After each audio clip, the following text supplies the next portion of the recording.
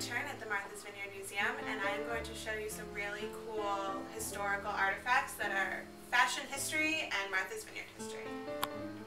This first thing looks just like a weird box. It's actually a hat box from the 1860s. The cover comes off, and inside is a perfect little holding place for a top hat. This top hat is made from beaver pelt. It is from 1860. It's from a London man who was very, very tiny, very small head. And the hat box is very nicely decorated on the inside. It has pinstripe, and it's a leather outside case. The next hat box is one that is more related to Martha's Vineyard history. It belonged to a sheriff in the early 1900s. After a while, beaver pelts became really, really rare, and they were hard to come by, and so they started making top hats out of silk. So this is a top hat owned by Sheriff Vineyard. He was sheriff here from 1911 to 1924, and he had this top hat was used for formal occasions when he was required to wear a hat and tails, and this was his hat. It gave the sheriff or the high sheriff an air of authority,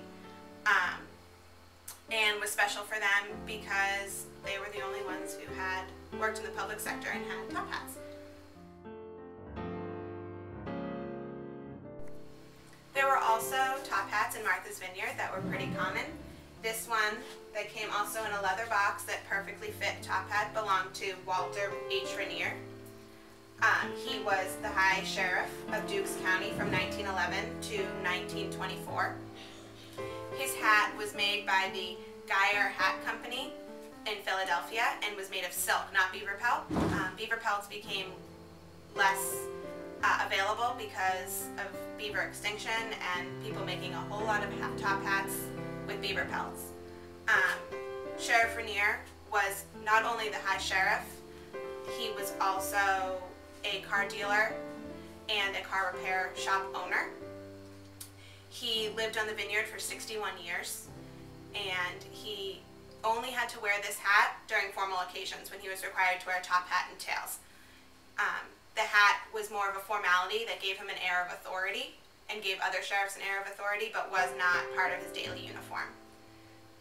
The top hats were most commonly worn between the late 1800s and became rarer during the early 1900s, up until about World War I when they more went out of style. These hat boxes and hats are a perfect match, and they are here at the Martha's Vineyard Museum, and they're a great piece of Martha's Vineyard and Dukes County history. So come down to the museum and check them out. Thanks!